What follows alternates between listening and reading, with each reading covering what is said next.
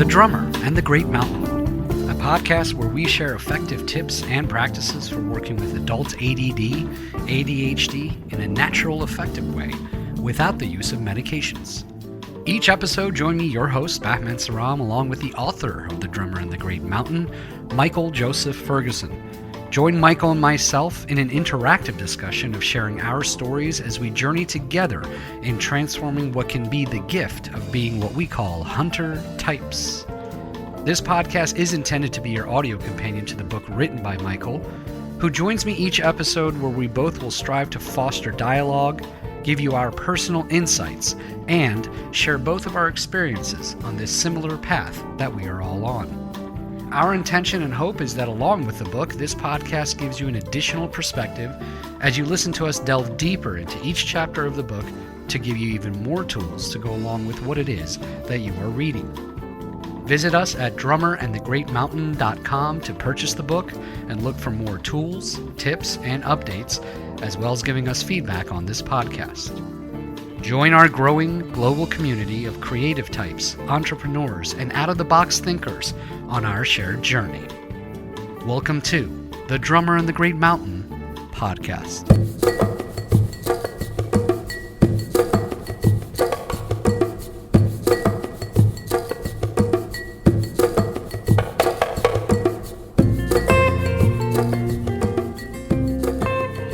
Welcome, everyone. Thanks for tuning in. I'm your host, Michael Joseph Ferguson. I hope you're doing well. Happy second day of spring. That's when I'm recording this. On today's podcast, we are going to be discussing people-pleasing and setting healthy boundaries as hunter types. This theme has come up over and over again with my coaching clients, and it came up in the last two live online workshops, and I feel like this is such a key challenge for hunter types, and there's reasons why. There's reasons why our challenges lead us to also become people-pleasing. For some of us are great at setting boundaries. So I don't want to say it's every hunter type, but there are conditions that because of our wiring, we can be prone to being people-pleasing and not really setting healthy boundaries for ourselves. And many of us struggle with this because, basically it's chronic low self-esteem. That's at the core of it. So, but in order to stave off overwhelm and take care of ourselves and reach our fullest potential, it's essential to learn how to set healthy boundaries. Otherwise, life just completely rolls over us. So stay tuned for that. A couple quick announcements. Our next live online workshop, many of you asked about it because it filled up right away in January. So the next one will most likely be at the beginning of May. So keep an eye out on the email list, and I'll probably announce it on the podcast as well. And big shout out to all of you who joined us in the January workshop. It was such an honor to connect with all of you. There was even one woman that grew up one town over from where my grandmother was born and raised in Ireland. So that was pretty special. So thank you all so much for sharing and being vulnerable. And it was just an honor to connect with all of you. So setting boundaries is like this. You want to plant a mango tree in your backyard. And mango trees they grow really big and they give off tons and tons of fruit, hundreds of pounds of fruit. So you go down to the nursery, you buy a 5-pound or a 5-gallon pot with a seedling in it. You bring it home, you plant it, you give it some amendments, you water it, and then you're like, okay, it's growing now. But you don't set any fence or boundary around it. So what happens? So animals come and they nibble on it, so the tree gets a little smaller. Then the kids are playing in the backyard, they accidentally fall on it, and this seedling, which wants to become a big tree, just stays in this perpetual state of non-growth. It's not growing at all. It's definitely not going to bear any fruit. However, if you planted the tree and created a small fence around it, within a couple of years, it's not going to need the fence. It's protected from the elements. It's protecting from people falling on it or hurting it. And then after a couple of years, it's strong enough that you can actually remove the fence. And eventually it gets so big that it's sheltering other people. But most importantly, it bears fruit. It's doing what it was created to do. So the moral is many of us never learn to set boundaries for ourselves. For some of us, this came from some kind of abuse growing up, some mental or physical abuse. For others, we were just never modeled of what it looks like to compassionately set boundaries. Or we were just so concerned that if we spoke up, we wouldn't be loved or accepted.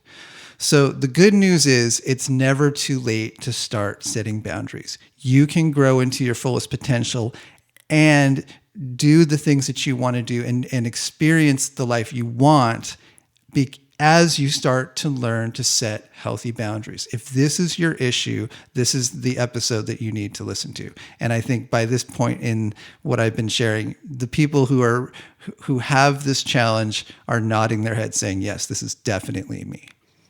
So let's explore why this is such a challenge, a common challenge for us hunter types.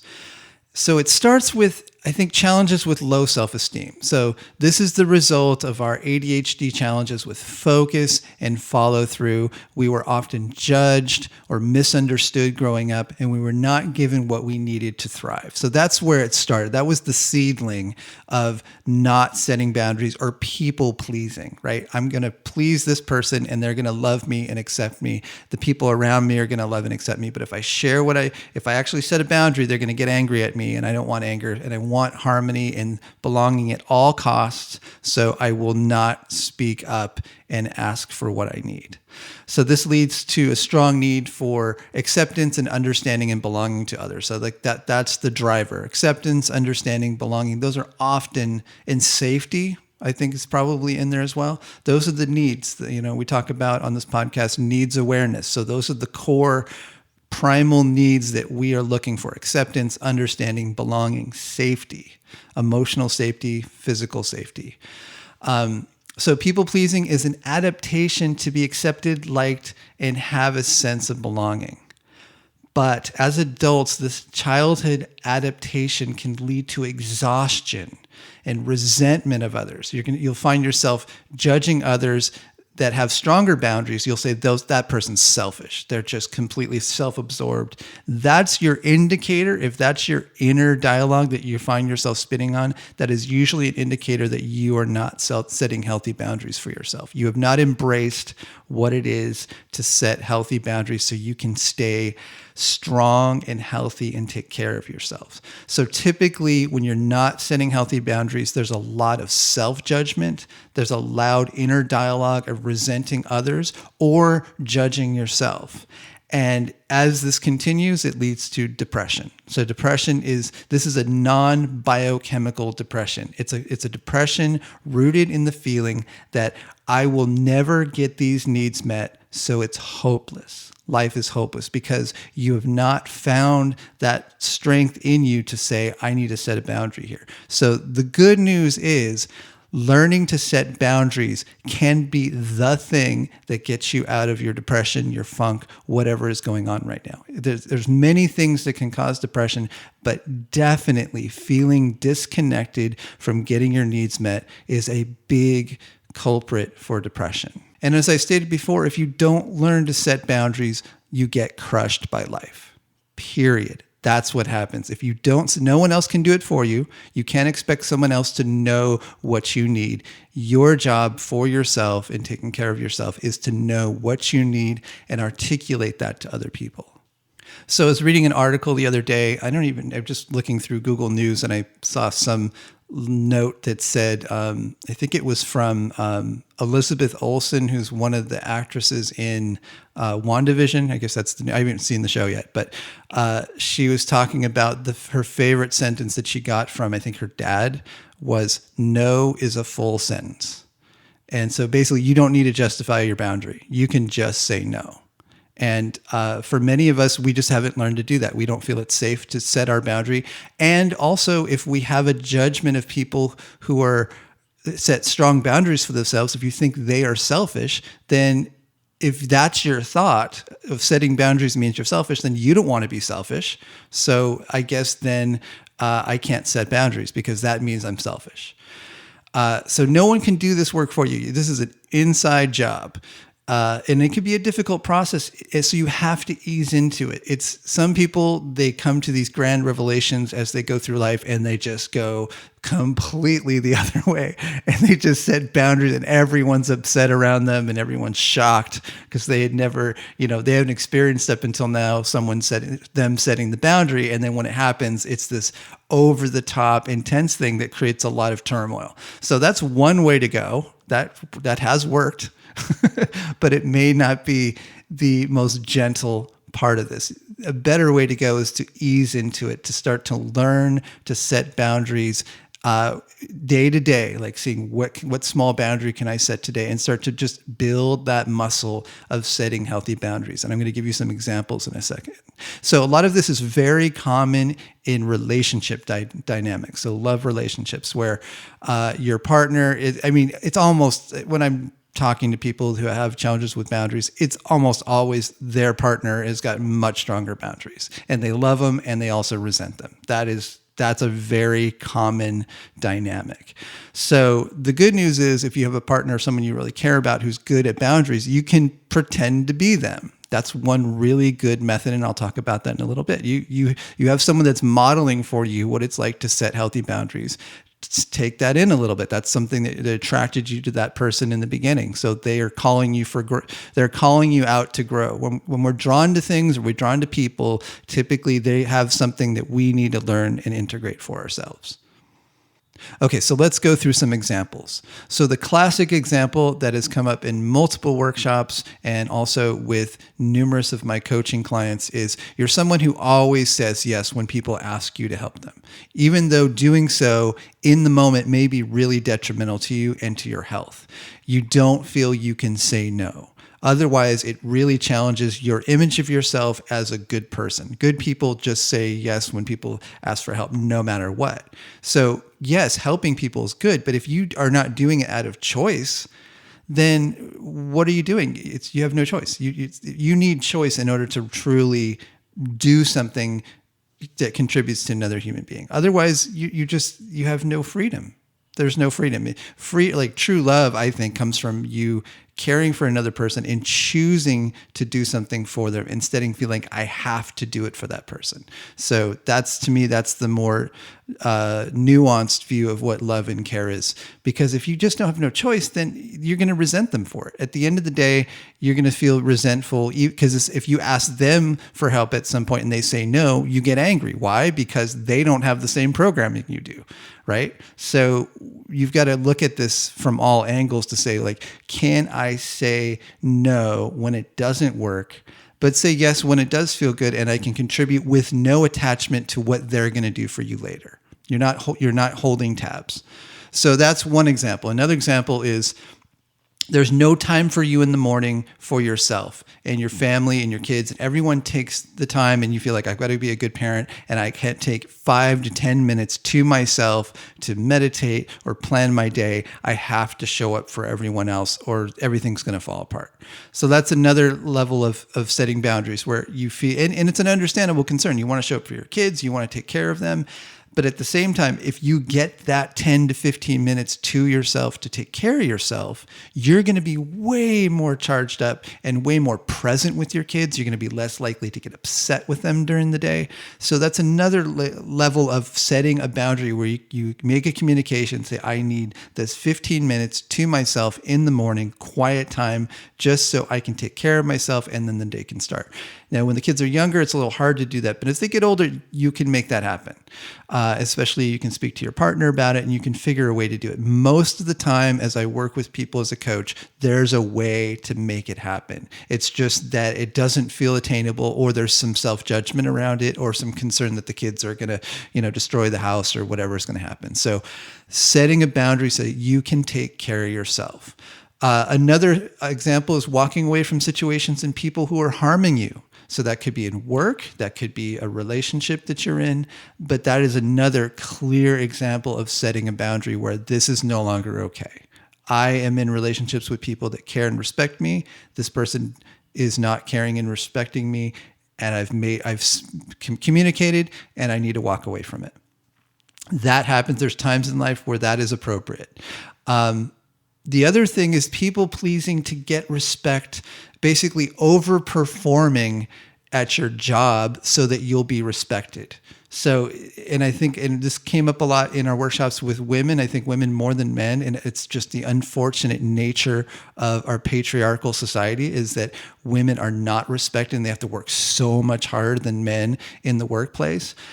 So the thought is, if I overperform, then I'll be respected. This is another hunter type thing where people who have a lot of energy, a lot of focus, and a lot of drive.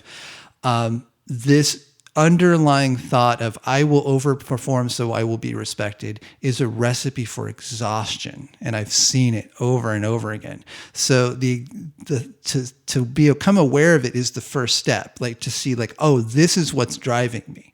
If you understand that that thought is driving you and the need, that core thing, that primal need of respect, that core thing of respect, that's what's driving me, then you have choice. Then you can go, okay, I recognize that I'm doing this because I really want respect from these people. And you start to think, okay, wait a minute, I don't even like these people. Why do I want them to respect me? You start to see the underlying patterns that are driving you. So the healing of that is accepting yourself, becoming aware of it. And by setting healthy boundaries with people, you recognize that you actually are even more respected. People who set healthy boundaries are even more respected. That's the secret. We feel like if we just show up and do everything and just overperform, that's what gets us respect. But it doesn't. Actually, setting the boundaries that's what people respect. And if you watch when someone sets a boundary for you and say, no, I can't do that, most of the time you're not angry with them. Most of the time you're like, oh, okay, that's it. They can't do it. And ask yourself, if you have that challenge of saying no to something, ask yourself what's driving it. What's getting you to say yes to that thing, even though inside you're screaming to yourself, don't say yes. What is the thing that you want more than honoring yourself?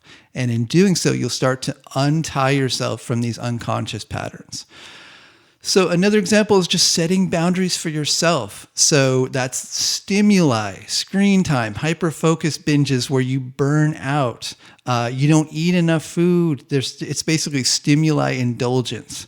That's where you have to set a boundary for yourself and say, okay, no, I need to stop here, or I need someone to support me in stopping. So when this same tendency for addiction to stimuli, it's addiction. And certain levels of addiction are so difficult that you have no power with them. And you actually need a spotter, you need someone to support you in setting those boundaries so you can get the rest and nurturing, all the other things that you're missing because you're hyper-focusing on this one or two things. And again, I think one of the common ones for us hunter types is we can go on that hyper-focus binge, like a creative binge, and we don't eat or sleep and it's great in the moment, but it just burns you out. Okay, so what are some actions we can take? How do we start setting healthy boundaries? So this all starts with learning to tune into yourself. And the best tool that I found is journaling. And I've mentioned this over and over again. Journaling is your doorway into your inner communication with yourself. And if you get good at it, you can quickly identify what's going on and take action. If you don't journal, then everything just floods together and you have no idea why you're being motivated to do this or that. So journaling is where it starts. So I want to, once again, I think I've done this the last couple episodes, direct you to episode 65 of this podcast, Journaling for Clarity. Download the worksheet with the podcast, and that's got all the needs on it. So you can look at that nonviolent communication needs list and start to identify what needs are you not taking care of in your life because you're people pleasing. So the first step is to empathize with why you're doing it. So why are you doing? What are you getting from people pleasing? What is it giving you? Because it's giving you something. And so are you trying to get respect? Are you trying to get belonging? Are you trying to get acceptance? What is it? What is it giving you? And get clear about that so you know why it's happening, so you can say, okay, I can still get this need met. The thing that's making me people please, I can still get that need met, and I can also take care of myself and say no when I need to say no. So that's the first step, and I'll give you some exercises in a second. And then the next question is, what can I do or request of someone else? So once you've gotten clear about what's going on, what is an action I can take?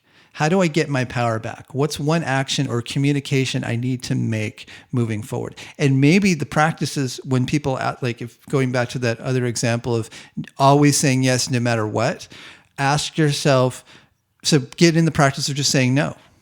Just flip it over. And if someone asks you, say no. And then you can think about it after you get off the phone with them or after you talk to them. Take a breath and go, okay, no, wait, I can probably do that. And then you have a little buffer of time where you can actually tune into yourself before you say yes. If yes is the automatic answer, practice saying, no, I'm sorry, I can't do it. Sorry, my schedule's booked right now. I can't do it. Just practice doing that. And you can always come back in 5 minutes and say yes if it feels good. So that one little trick of just practice saying no matter what comes your way, you just say no. And then give yourself a few minutes to reflect on it. And then you can contact them back. And I remember that there's a great, I think a story that, what's his name? Lauren Michaels, who runs Saturday Night Live. He was saying that he was wanting to pitch an idea to the higher ups to get a show on the air. And he found this guy and he's like, I think it was the Ruggles. I think that's what it was. It was the Beatles parody. I think this was in the late 70s. And he talked to this guy and he gave this passionate pitch. He was the network guy that was going to give him the green light for it. And the guy said, no, we're not going to do it. And so he was just distraught and he left and he walked away and he fumed for a couple days and he thought of it. He's like, no, this is such a good idea. I need to make this happen. So he went back into the same guy's office and he just gave this passionate plea for doing this project. And the guy looked at him and said, okay, let's do it. He said, well, why did you say okay now and you said no later? And he says, and his response was, for me at my job, no is always the right answer. Because if someone comes back and is passionate about the project, chances are that person cares about it so much that it's going to be a successful project. So for me, no is always the best answer. And that's a little extreme, but I thought that's a good example of someone that sets clear boundaries because he's got so many people throwing so many ideas at him, and his job is actually to sift through it's not just the idea, it's the ability to carry the idea off to make it happen. And it's people, like ideas are great, but ideas are a dime a dozen. It's the people that do the ideas that make it happen. That's the valuable thing. That's the thing that's most important. That guy understood that.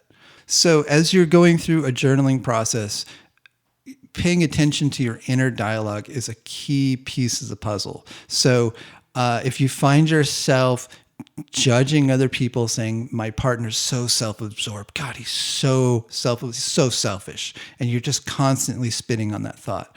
Or you just keep saying, I just can't say no. This person needs my help. I just can't say no. That's the dialogue. That's the thing that spins over again.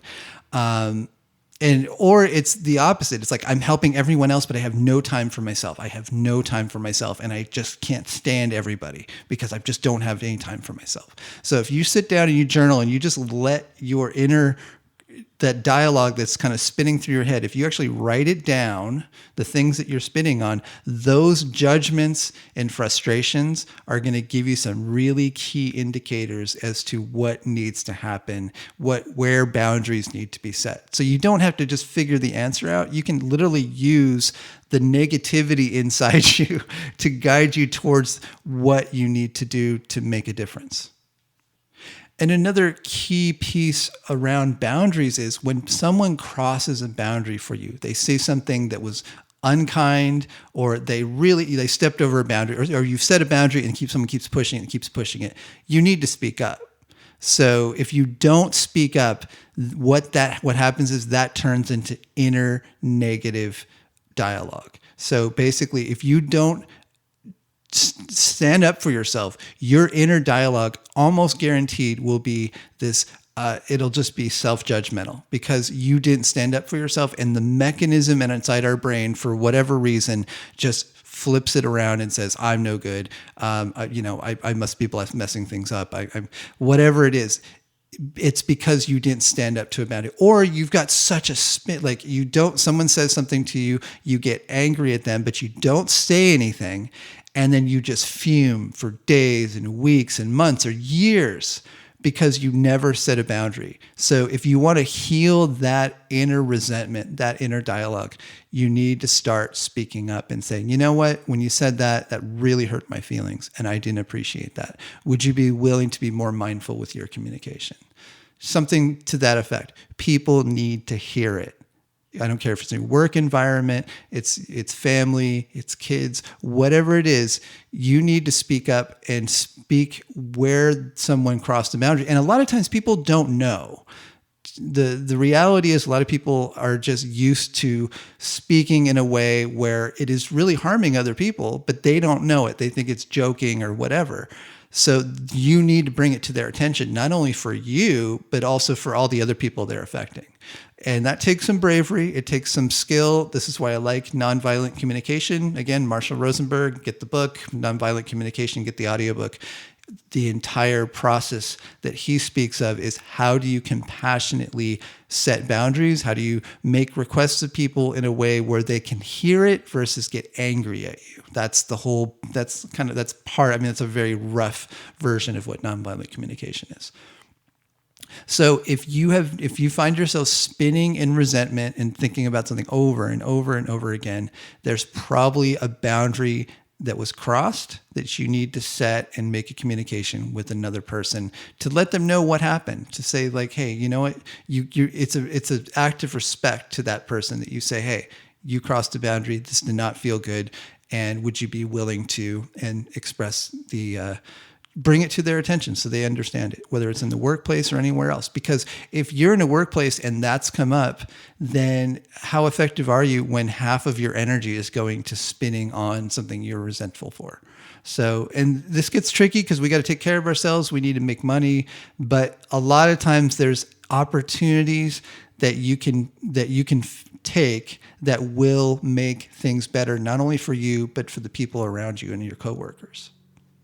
So I want to give you 2 affirmations that I think can be really helpful if setting boundaries is a challenge for you. So as a reminder, affirmations are thoughts you choose to think because you like the results they bring.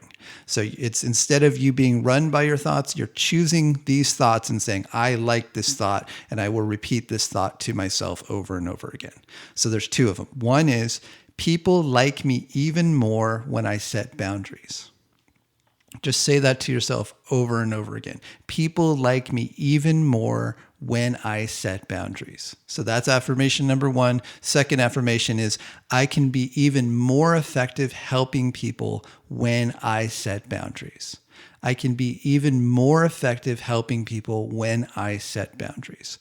So those 2 affirmations can short circuit the part of you that is people pleasing, because it's doing it for a reason. And when you really embrace those 2 thoughts, people like me even more when I set boundaries, and I can be even more effective helping people when I set boundaries. If you can embrace those 2 thoughts, that can start transforming your tendencies, because you can start to see, oh, wait a minute, actually, when I'm taking care of myself and I've slept well and I've got more energy, and actually when you look back, you go, oh, actually I am more effective at helping people, and that people like me more, even more when I set boundaries. If you keep dwelling on that thought, people like me even more when I set boundaries, that's going to give you some strength to make the decisions and make the communications you need to make.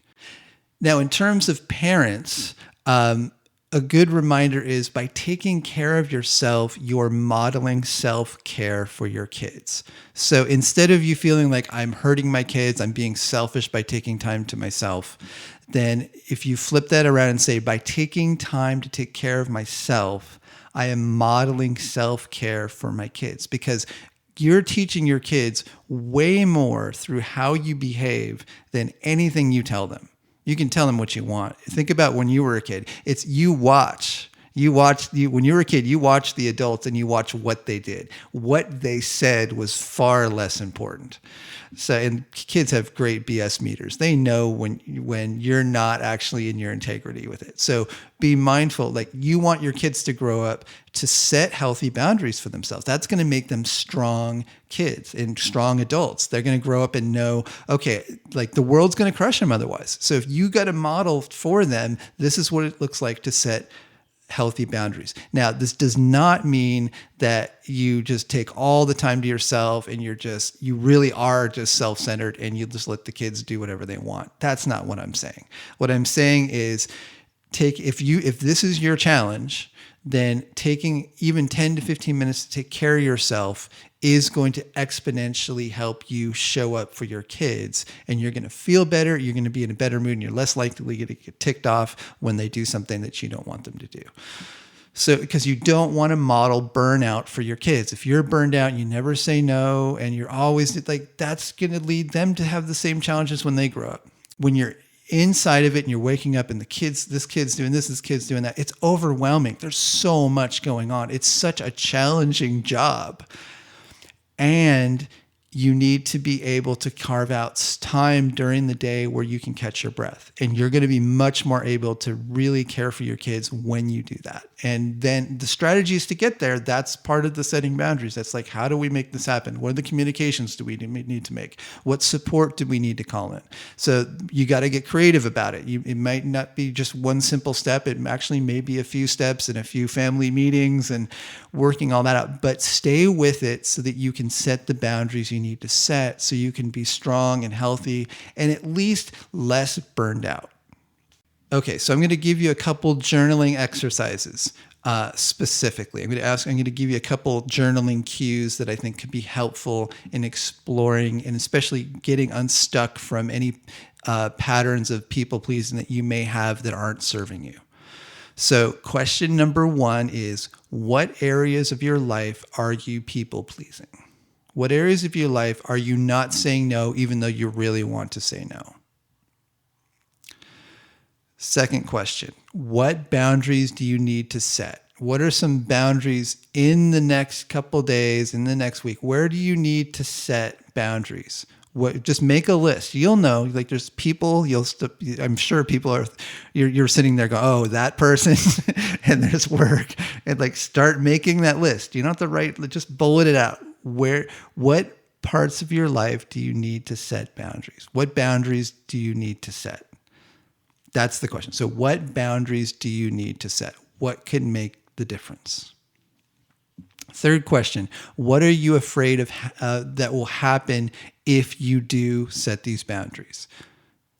That's a really important question, because some of you may have really good reason why you're not doing it. There may even be physical abuse connected to this. And if that's the case, then clearly you need to get some support from people around you so it's not all on your shoulders.